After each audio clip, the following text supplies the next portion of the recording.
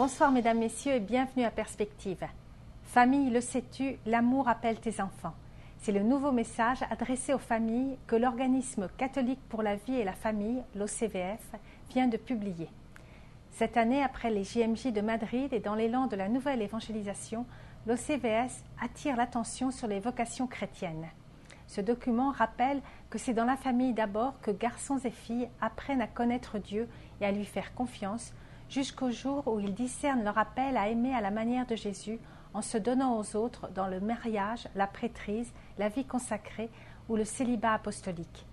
Ce message, « Famille, le sais-tu, l'amour appelle tes enfants », va être un outil précieux pour les animateurs et catéchètes pour être à l'écoute des jeunes en quête de sens à donner à leur vie et les aider à discerner leur vocation spécifique.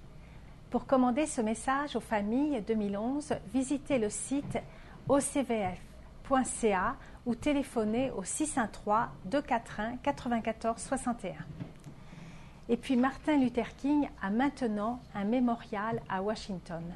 48 ans après la marche vers Washington et son discours historique « I have a dream », j'ai fait un rêve, un mémorial au National Mall à Washington vient d'être dédié à Martin Luther King. Ce discours, l'un des plus marquants du XXe siècle, a été prononcé le 28 août 1963.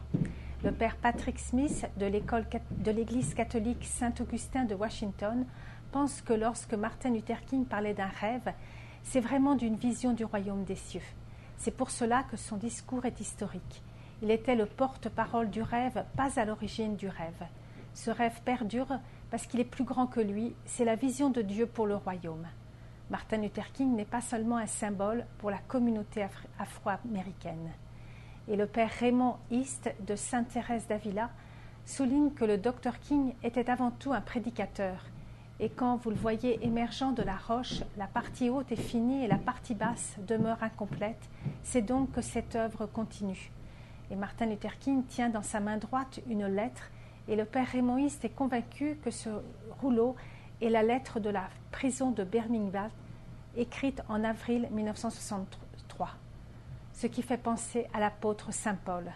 Martin Luther King était un prédicateur qui s'est levé à une époque quand personne d'autre ne voulait se lever. Il est devenu ce tambour majeur pour la justice qui rappelle que l'amour est plus forte que la haine et la victoire de Dieu plus fort que la défaite. Martin Luther King a partagé ses principes bibliques avec le monde. La vraie paix n'est pas seulement l'absence de tension, elle suppose la présence de la justice. Et puis, une rencontre interreligieuse pour la paix organisée par la communauté italienne Sant'Egidio vient de se terminer à Munich dans l'esprit d'Assise. Benoît XVI a envoyé un message à l'archevêque de Munich-Freising, le cardinal Reinhard Marx, au début de la rencontre, où il rappelle que si la religion manque la rencontre avec Dieu, si elle abaisse Dieu jusqu'à soi au lieu de nous élever vers lui, si elle fait de Dieu en un certain sens notre propriété, alors elle peut contribuer par là à la dissolution de la paix.